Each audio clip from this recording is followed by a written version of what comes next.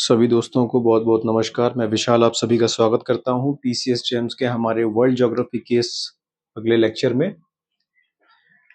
तो आज जो हमारा टॉपिक शुरू होने वाला है और मोस्ट प्रोबेबली इस लेक्चर में टॉपिक खत्म भी हो जाएगा, वो है ओशियंस ऑफ द वर्ल्ड। इस दुनिया के जो महासागर हैं, ओशियंस हैं, उनके हम चर्चा करेंगे और पीसीएस एग्जाम्स के पॉइंट ऑफ व्यू से सारी चीज़ों को कवर करने की कोशिश करेंगे। ठीक है दोस्तों, आइए शुरुआत करते हैं।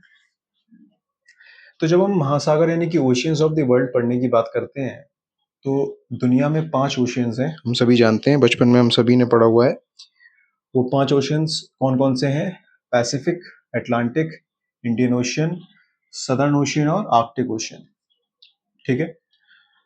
सबसे बड़ा और सबसे गहरा ओशियन जो है, लार्जेस्ट और डीपेस्ट, वो है पैसिफिक ओशियन। ठीक है।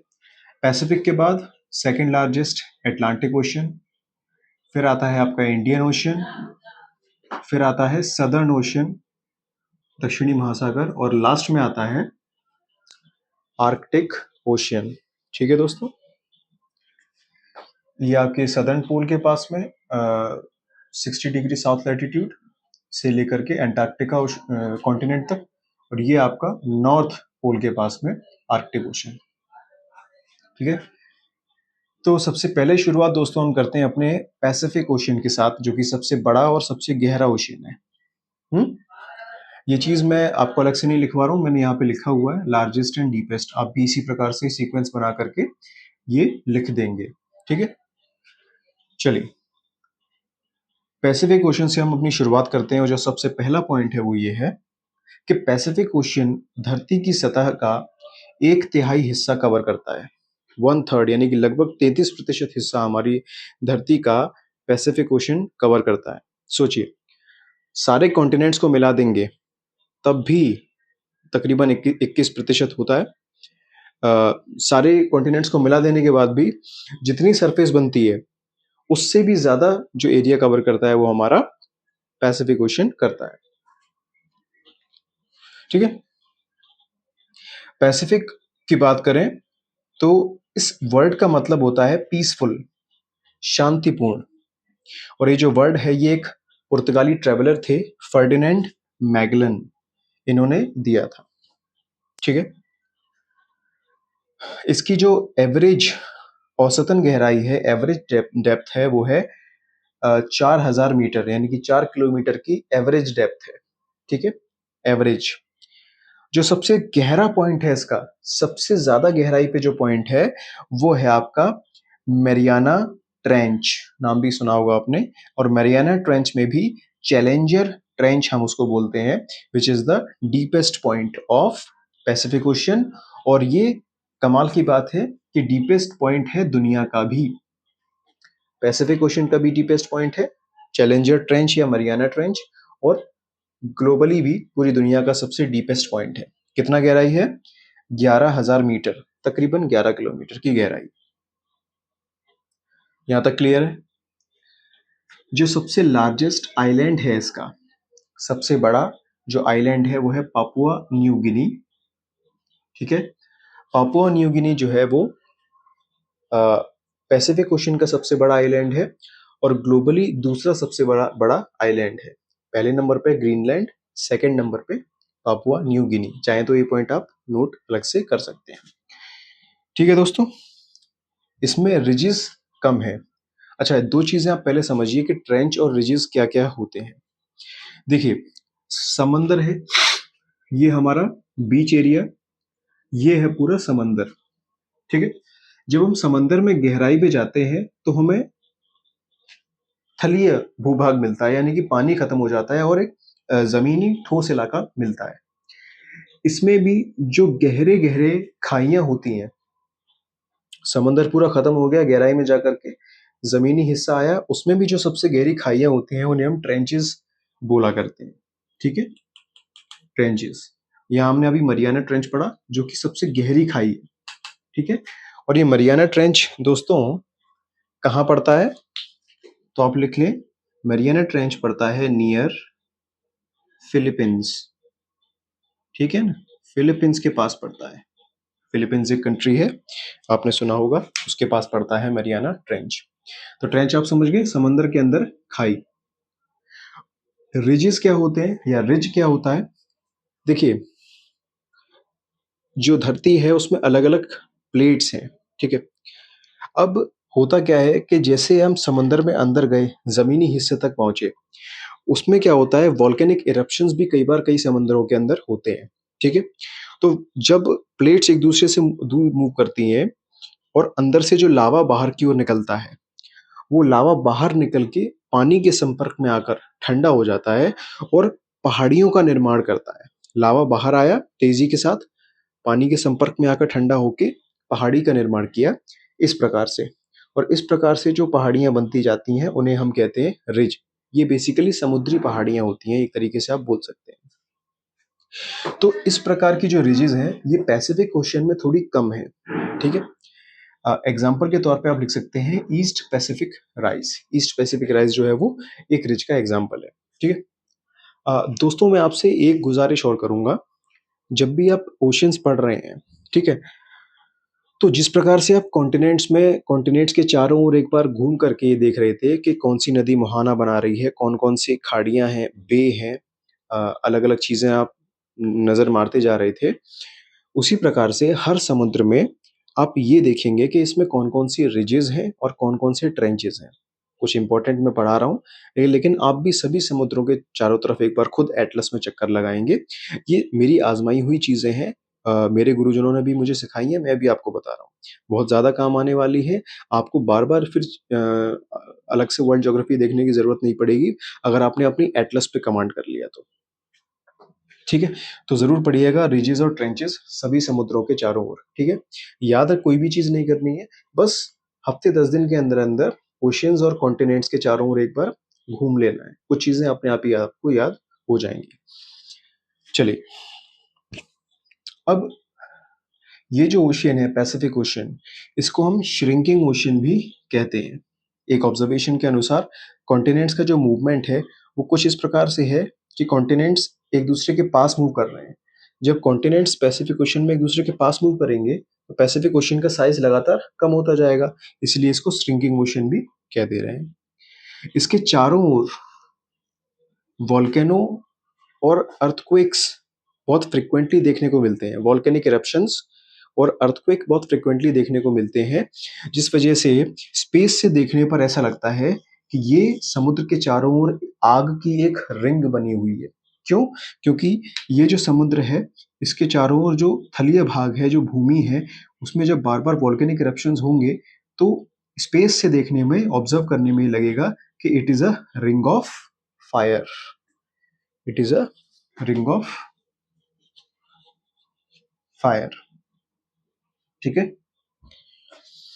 तो इसे रिंग ऑफ फायर भी कहते हैं, श्रिंकिंग ओशन भी कहते हैं। और ये जो है इसका सर्कुलर शेप है, किसका? पैसिफिक ओशियन का। पैसिफिक ओशियन का सर्कुलर शेप है, मैं आपको दिखा देता हूँ।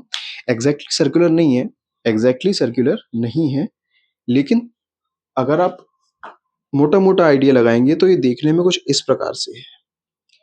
South America, north America, Asia, Australia, ये इस प्रकार से आप चलेंगे तो इस प्रकार से घूमकर वापस आ जाएंगे, ऐसे करके। तो ये थोड़ा सर्कुलर शेप बनता है, इसीलिए इसको सर्कुलर शेप का ओशियन भी कह दिया जाता है, ठीक है। होमवर्क के तौर पे मैंने लिख दिया है कि रिजेस और ट्रेंचेस आपको सभी ओशियंस के पता करके आने। जो आप में से सीरियस कैंडिडेट्स होंगे जरूर वो उन चीज़ों को पढ़ेंगे और बाकी कैंडिडेट से अपने आप को अलग कर लेंगे, आगे निकल जाएंगे। चलिए, ठीक है। तो पैसिफिक ओशियन वाला पोर्शन हमने कवर कर लिया। अब दोस्तों, पैसिफिक ओशियन कवर करने के बाद जो नेक्स्ट टॉपिक हम कवर करने जा रहे हैं वो है सेकेंड लार्जेस्ट ओशियन हमारा, and that is the Atlantic ocean, ठीक है। एटलांटिक ओशियन, जिस प्रकार से हमारा पैसिफिक ओशियन देखने में सर्कुलर शेप का लग रहा था, उस प्रकार से एटलांटिक ओशियन का भी अपना एक शेप है। वो शेप कैसा है? जो लोग पहले पढ़े होंगे उन लोगों को पता होगा। देखने में एटलांटिक ओशियन का शेप थोड़ा एस जैसा लगता है, एस। ठीक है, मैं आपको दिखाने की कोशिश करता हूँ। ये देखिएगा, ये हमारा अटलांटिक ओशन है और ये यूं आ रहा है और यूं निकल आया, यूं आ रहा है और यूं निकल आया, तो थोड़ा एस जैसा बन रहा है ये, इसलिए इसको एस शेप का ओशन भी कह दिया जाता है। तो सेकंड हेडिंग डाल लीजिए,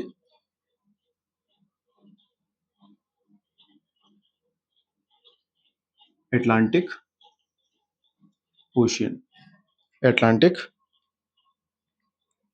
ओशियन। देखिए, अटलांटिक ओशन में हमें क्या करना है, जो सबसे पहली चीज हमें पढ़नी है अटलांटिक ओशन में दोस्तों, तो ये है, ये एस शेप्ड है, लिखते जाएंगे साथ में। ठीक है, इसकी सैलिनिटी सबसे ज्यादा है, हाईएस्ट सैलिनिटी, यानी कि इसका पानी जो है वो सभी समुद्रों में, सभी महासागरों में सबसे ज्यादा खारी है, हाईएस्ट सैलिनिटी। और इसके अंदर क्या पाया जाता है? अच्छा, एक चीज और समझिए, कोई भी समंदर है, देखिए ये हमारी धरती है, हमारी धरती को इक्वेटर 0 डिग्री लैटिट्यूड्स पढ़ेंगे तो क्लियरली और समझा दूंगा। ये मान के चलिए, हमारी धरती दो हिस्सों में बांट दी जाती है इस रेखा के द्वारा, ऊपर के हिस्से को नॉर्थ, नीचे के हिस्से को साउथ। उसी प्रकार से समुद्रों को भी हम नॉर्थ और साउथ में बांट देते हैं। फिर कोई समंदर है, फॉर एग्जांपल अटलांटिक ओशियन है, इक्वेटर से ऊपर का जो भाग है उसे हम बोलेंगे नॉर्थ अटलांटिक ओशियन। क्या बोलेंगे? North Atlantic ocean. उसी प्रकार से इक्वेटर से, यानी कि भूमध्य रेखा से नीचे का जो पोर्शन है उसको हम बोलेंगे साउथ अटलांटिक ओशन। ठीक है, तो जो हमारा अटलांटिक ओशन है ये सबसे बिजिएस्ट ओशियन है, बिजिएस्ट ओशियन। ऐसा क्यों? क्योंकि ज्यादा से ज्यादा व्यापार के जो शिप्स हैं वो इसी ओशियन से ट्रेवल करते हैं। देखिए, इसके ऊपर है आपका नॉर्थ अमेरिका, ये दक्षिण में साउथ अमेरिका, इधर अफ्रीका, और इधर आपका ये ऊपर जाता है यूरोप।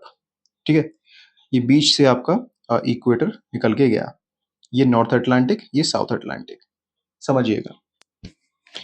नॉर्थ अटलांटिक में, खास तौर से नॉर्थ अटलांटिक में बार बार डेवलप्ड कंट्रीज के बीच में ट्रेड होती रहती है और शिप्स जो है वो लगातार आते जाते रहते हैं, जिस वजह से इसको बिजिएस्ट ओशियन बोला गया है। ठीक है, ये मैं आपको समझाना चाह रहा था। अच्छा, एक चीज और समझिए, इस नॉर्थ अटलांटिक ओशियन में ही एक समुद्र है, कैरिबियन सी, कैरिबियन सी। ठीक है, इस कैरिबियन सी या कैरिबियन सागर में आपको एक कई सारे ओशन करंट देखने को मिलेंगे, ओशन करंट। ठीक है, जैसे कि अभी मैं आपको समझाता हूँ, एक सेकंड। सबसे पहले आप ये देखिए कि कैरिबियन सागर में जो सबसे डीपेस्ट पॉइंट है वो आपको देखने का मिलेगा अटलांटिक ओशन का। Caribbean Sea has the deepest point of Atlantic Ocean, जो कि है Puerto Rico, PUERTO, Puerto Rico, which is the deepest point of Atlantic Ocean. इस पॉइंट को नोट डाउन करें। और कहीं यहां पर इसका लार्जेस्ट आइलैंड है, लार्जेस्ट आइलैंड, जिसका नाम है Greenland. Greenland is the largest island of Atlantic ocean.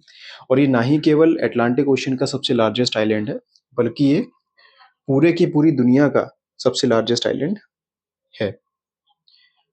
ये डेनमार्क द्वारा अधिकृत है, इस पर अधिकार है एक यूरोपियन कंट्री डेनमार्क का। It is the largest island of Atlantic ocean. Note करें, मैंने आपको डीपेस्ट पॉइंट और लार्जेस्ट आइलैंड बता दिया। ठीक है, एक चीज़ और ध्यान रखें कि इसकी जो तट हैं, ये इस प्रकार से अटलांटिक ओशन के दोनों तरफ जो तट हैं, वो इस प्रकार से नुकीले हैं, इंडेंटेड हैं। और नुकीले तट जो होते हैं वो नेचुरल पोर्ट बनाने के लिए बहुत फायदेमंद होते हैं।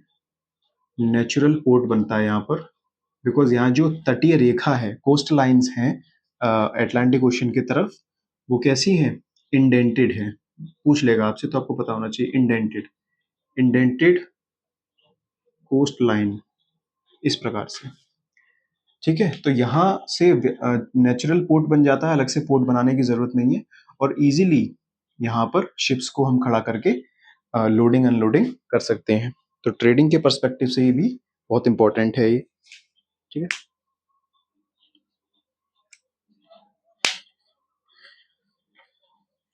ये सभी पॉइंट आपने नोट कर लिए, एक बार नोट कर लीजिए पॉज करके, फिर मैं आगे पढ़ाता हूँ उसके बारे में।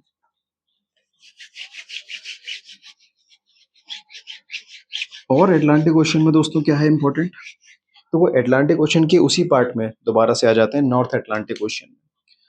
North Atlantic, north Atlantic ocean के अंदर एक जगह पाई जाती है, सेरगेसो सागर। सेरेगेसो सी। देखिए, सेरेगेसो सी एकमात्र ऐसा सागर है दुनिया का जिसके बाउंड्री में, जिसकी बाउंड्री किसी लैंड मास से, जमीनी हिस्से से नहीं जुड़ी हुई है। इसकी बाउंड्री चारों तरफ से पानी से घिरी हुई है, और ज्यादा स्पेसिफिकली बोलूं तो स्ट्रीम से या ओशन करंट से घिरी हुई है, ठीक है। ओशन करंट क्या होता है? What is a ocean current? Ocean current को ऐसे समझिए, बहुत बड़ा समुद्र है, समुद्र के पानी का एक हिस्सा नदी की तरह एक निश्चित दिशा में जब फ्लो होने लगता है, उसे कहते हैं कि करंट फ्लो हो रहा है ओशियन का, इसे ओशियन करंट बोल देते हैं। पूरा समुद्र नहीं, समुद्र के पानी का एक हिस्सा जब एक निश्चित दिशा में फ्लो होने लगता है नदी की तरह, उसे ओशियन करंट बोलते हैं। तो ये जो सैरागासो सी है, इसके चारों ओर ओशियन करंट घूमता रहता है, ठीक है। इसकी बाउंड्री ओशियन करंट से बनती है। It is a it is the only sea without land boundary, ठीक है। इसकी बाउंड्री कौन बनाता है फिर? ओशियन करंट्स बनाते हैं, ठीक है। अब चूंकि ये ओशियन करंट बड़े वेग के साथ, स्पीड और प्रेशर के साथ इसके चारों ओर मूव करते हैं, तो पानी का आवागमन रुक जाता है। क्या रुक जाता है? पानी का आना जाना रुक जाता है। अब जहां अब इस वजह से इसका जो पानी है वो बाहर नहीं जा पाता, मोशन नहीं कर पाता, और एक ही जगह रुका रहता है, ठीक है।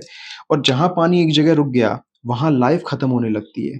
तो यहाँ नो लाइफ, कोई भी मछली वगैरह नहीं मिलती, केवल एक घास मिलती है, सेरेगेसम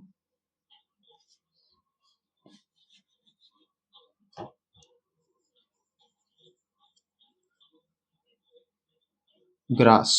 केवल ये घास मिलती है इस समुद्री पार्ट में। बात समझ में आ रही है? नॉर्थ अटलांटिक के अंदर सेरेगेसो सी है, जिसके चारों ओर ओशियन करंट फ्लो होता है, जिस वजह से इसका पानी आना जाना बंद हो जाता है। जैसे ही पानी रुक गया, वैसे ही वहां लाइफ नहीं होती, और यहाँ केवल एक घास पाई जाती है, सेरेगेसम घास। हम्म? ठीक है, इतना अब आप नोट करें।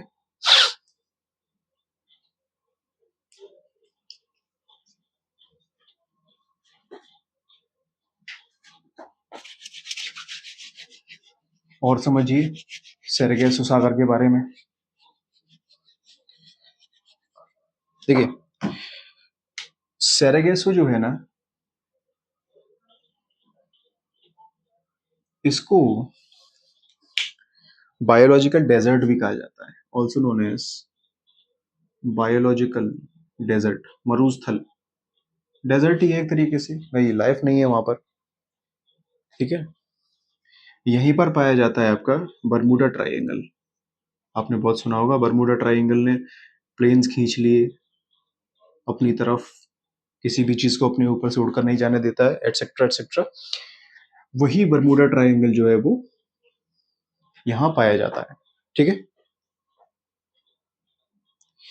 अब चूंकि पानी का आवागमन नहीं होता, बहुत शांति बनी रहती है यहाँ पर, इसलिए इसका जो एनवायरमेंट है वो बहुत पीसफुल एनवायरमेंट है। कैसा एनवायरमेंट है? Peaceful environment. ठीक है। सैलिनिटी हाई है, पानी आ जा नहीं रहा, गर्मी की वजह से इवेपोरेशन बहुत हो रहा है, तो सैलिनिटी भी इसकी हाई रहती है। इस प्रकार से सैरागासो सागर हमें देखने को मिलता है। अच्छा, इसके चारों ओर जो ओशन करंट्स फ्लो होते हैं वो हमें वैसे भी अलग से पढ़ने हैं। इसके एग्जाम्पल लिख लीजिए जो इसके चारों ओर ओशन करंट्स फ्लो होते हैं। Ocean currents around it. ठीक है। इसके चारों ओर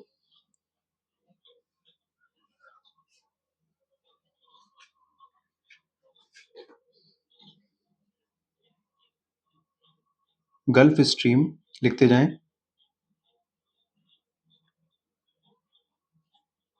एंटिलिस, North Equatorial Current, North Equatorial Current, ये लिख देता हूँ।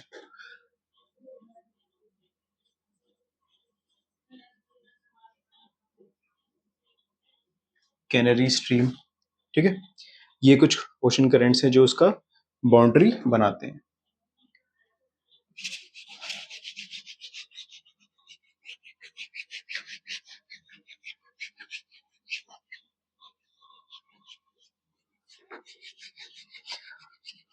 ये तो बात हुई सैरागासो सी की। और अटलांटिक ओशन में हमें देखना है कि इसका डीपेस्ट पॉइंट हमने पोर्टो रिको देख लिया। इसका इसके अंदर रिजेस की अगर हम बात करें तो एक कई रिजेस हैं, जिसमें से एक बड़ी फेमस रिज है mid Atlantic ridge. Mid Atlantic ridge, ये जैसे हमारा सागर है, इसके अंदर मिड अटलांटिक रिज है ये। इसकी लंबाई 16,000 किलोमीटर है, और धरती के सभी माउंटेन रेंजेस को अगर हम जोड़ दें तो ये जो रिज है, रिज क्या है बेसिकली, मैंने बताया था, समुद्र के अंदर बनने वाली पहाड़ियाँ। वॉल्केनिक इरप्शन के बाद जब लावा ठंडा हो जाता है उससे जो पहाड़ियाँ बनती हैं, यानी कि ये भी एक प्रकार का पहाड़ी है। ठीक है। तो ये जो है पूरी धरती का, समुद्र और थल दोनों का अगर पहाड़ों को मिला दिया जाए तो सबसे लंबी माउंटेन रेंज है। It is the longest mountain range of earth. ठीक है। आप लिख सकते हैं longest mountain range of earth, लेकिन जनरली ये जब लॉन्गेस्ट माउंटेन रेंज की बात होती है तो वो जो लैंड एरिया है उसकी बात हम लोग कर रहे होते हैं। ठीक है। और नॉर्थ अटलांटिक में एक जगह पाई जाती है टेलीग्राफ प्लेटू। इसका इस्तेमाल किस लिए होता था? टेलीग्राफ के संपर्क के लिए। इसे एक्सपेंडिंग ओशन भी बोलते हैं, एक्सपेंडिंग ओशन। अब ये सामने की तरफ है, पीछे की तरफ पैसिफिक ओशन है। मैंने बोला पैसिफिक ओशन एक श्रिंकिंग ओशन है, क्योंकि कॉन्टिनेंट्स उस तरफ मूव कर रहे हैं तो उसके एरिया लगातार छोटा होता जा रहा है, और जिस तरफ से खुल रहे हैं, दूर हो रहे हैं, वो अटलांटिक ओशन वाला एरिया है। तो अटलांटिक ओशन एक्सपेंड कर रहा है, तो एक्सपेंडिंग ओशन बोलते हैं इसको। क्या बोलते हैं? Expanding ocean. ठीक है। इसको और क्या क्या बोलते हैं, ये सभी नाम आपको याद रखने हैं। Also known as the sea of Atlas and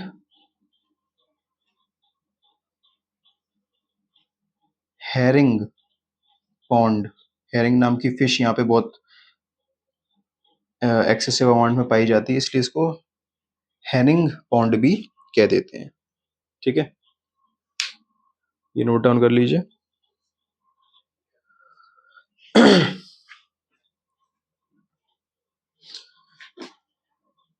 मैं इन सभी चीज़ों को मिटा रहा हूँ, पॉज करके नोट डाउन कर लीजिए। अब हम आगे बढ़ रहे हैं हमारे अगले सागर के ऊपर, महासागर की तरफ, दैट इज इंडियन ओशियन। दोस्तों, इंडियन ओशियन एकमात्र ऐसा ओशियन है जिसका नाम किसी देश के नाम पर रखा गया है, और वो देश कौन है? हमारा इंडिया। इंडिया के नाम पे उसका नाम रखा गया है, इसीलिए उसे इंडियन ओशियन भी कहते हैं।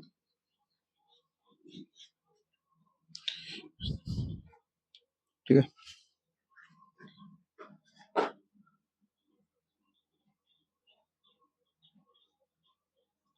Indian ocean. ये चीज आप खुद भी लिख लीजिए कि इंडियन ओशियन का नाम एकमात्र एक ऐसा ओशियन है जिसका नाम देश के नाम पे रखा गया है, इसलिए इसको हम इंडियन ओशियन कहते हैं। ये थर्ड लार्जेस्ट है, देख सकते हैं। ये ट्रायंगुलर शेप का है। एटलस में जब आप देखेंगे तो आपको पता चलेगा कि ये ट्रायंगुलर शेप का है। मैं दिखाता हूं आपको, देखिए ये हमारा इंडिया है, ऐसे ही हमारा इंडियन ओशियन आता है, और ऐसे ये थोड़ा थोड़ा ट्रायंगल जैसा बन रहा है, इसलिए इसको ट्रायंगुलर शेप का बताया जाता है। ठीक है, इसका डीपेस्ट पॉइंट क्या है? क्या इसका लार्जेस्ट आइलैंड क्या है? इसका डीपेस्ट पॉइंट है जावा या सुंडा ट्रेंच। कहाँ? इंडोनेशिया।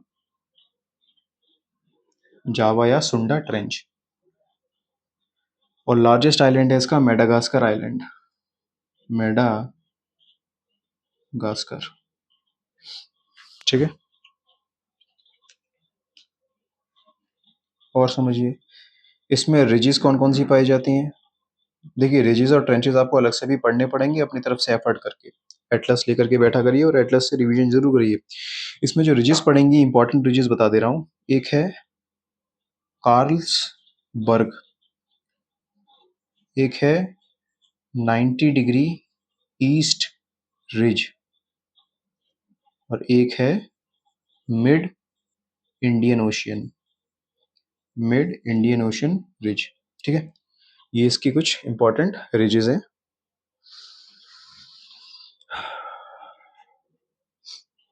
आगे बढ़िए। सदर्न ओशियन, सदर्न ओशियन की बात करें तो ये है आपका एंटार्क्टिका। एंटार्क्टिका, एंटार्क्टिका जो कॉन्टिनेंट है उससे 60 डिग्री साउथ लैटिट्यूड के बीच में जो समंदर पड़ता है वही है हमारा सदर्न ओशियन। ये 60 डिग्री साउथ लैटिट्यूड वाला आंकड़ा याद रखेंगे। ठीक है, ये सदर्न ओशियन है। ठीक है, अब इसका डीपेस्ट पॉइंट क्या है?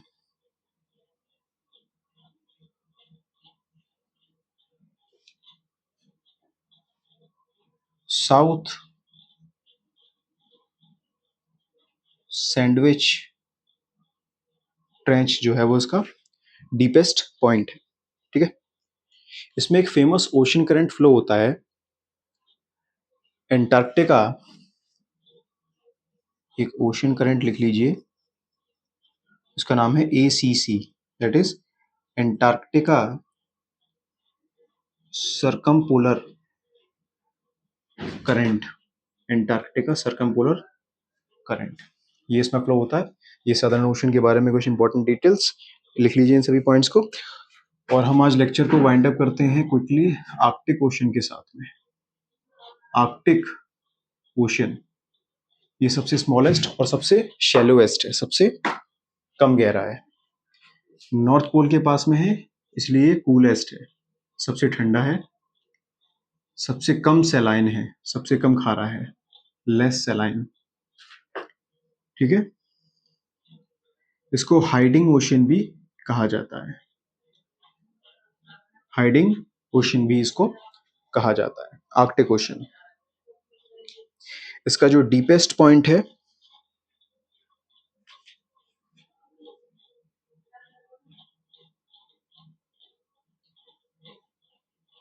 वो है मोलॉय ट्रेंच। ठीक है,